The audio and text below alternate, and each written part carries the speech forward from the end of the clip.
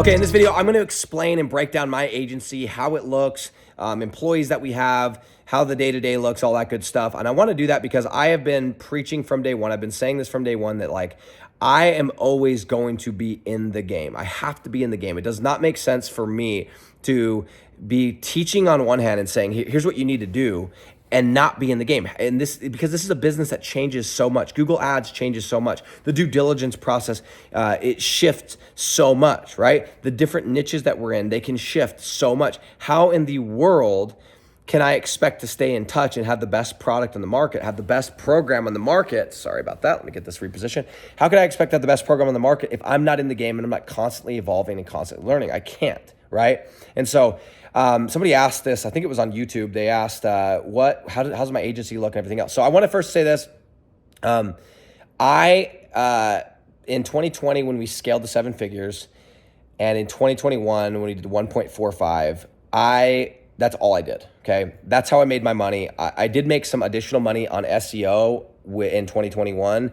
I think I made a little bit in 2020 and a little bit in 2021, but that was not included in those numbers. And then in the end of 2021, I launched Digital Landlords. It was at the time called Flat Fee Mastery, and we had a beta group that came through. So I made a little bit of money there. That is not included in these numbers, just so you know. This is completely and strictly on Rank It Out. Those are my numbers. 7 figures, so just barely over $1 million in 2020, and 1.45 million in 2021, okay? Now 2022, things changed a bit. And that's because as soon as I launched the program, as soon as I started doing my weekly lives, as soon as I started getting students, I'm like, man, if I want this to be the best program ever, I'm gonna have to give this the time, and I'm gonna have to give this the attention. I'm gonna really have to put my focus. I gotta pick which one of these is gonna get my focus. And I looked at the two, and I'm like, okay, this one, I've got it to a point where it's going, it's growing. We're doing deals, we're making moves. I've got employees that have been with me for a long time, and that's the one that I think can keep growing, and I can kind of step away from a little bit, okay? Not entirely, but a little bit.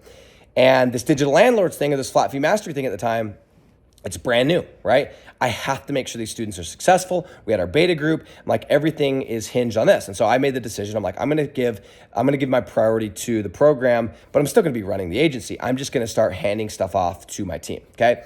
And so 2022, I was way less involved than I was in 2021, but I was still pretty heavily involved. There was a couple days a week I was just working on that kind of stuff. And then towards the end of the year, I continued to just move my way out to the point where I actually stopped doing the sales. I actually stopped doing the due diligence. I stopped doing the niche selection. I stopped doing the close even. All of it. I completely stopped doing that. And all I would do, and that's kind of where we're at today, and this has been the case till about now, and this is since about early 2023 until now, I have really just been more of like an advisor of like high level decisions of what direction should we take it? Should we focus on this? Should we shut these things down? Should we work on these projects? Should we focus on testing? Should we be switching the way we're doing Google Ads? Just the high level stuff. But the day to day, I've got a team that knows how to do it. They know how to pick the niche. They know how to pick the city. They know how to find a good opportunity. They know how to set up ads. They know how to take the leads and hand them off and prospect, and then do the eliminating objections and send the Zoom recording or the screencast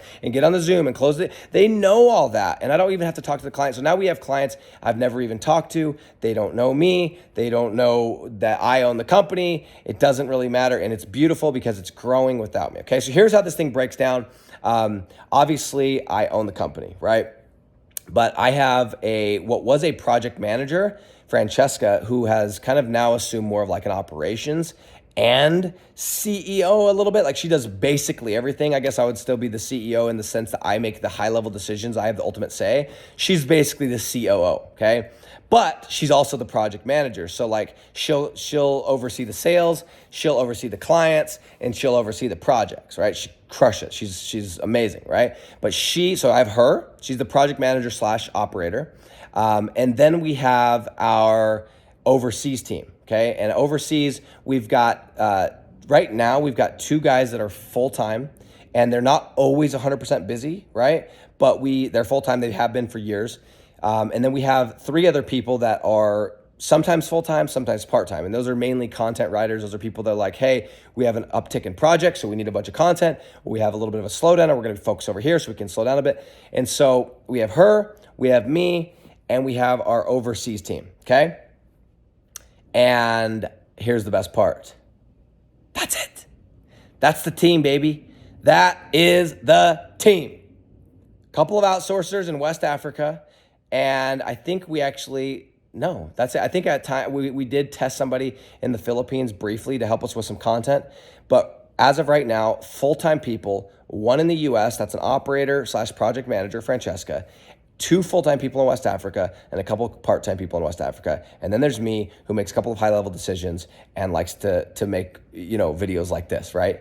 That's my team, guys. That's the team that we have. That's how passive you can get this thing. That's how well-oiled you can get this thing. That's how you can get this to a point where it can continue to grow. You can continue to do deals with this in mind. Look, guys, as recently as last week, I think it was Tuesday. I didn't even know about it. I had this guy that I knew that said, hey, I have a client. I don't do this stuff. Do you want to call him and see if there's anything you could do? And I sent it over to Francesca and I said, hey, you know the drill. Make sure it's low competition. Make sure it's low CPC, blah, blah, blah, blah, blah.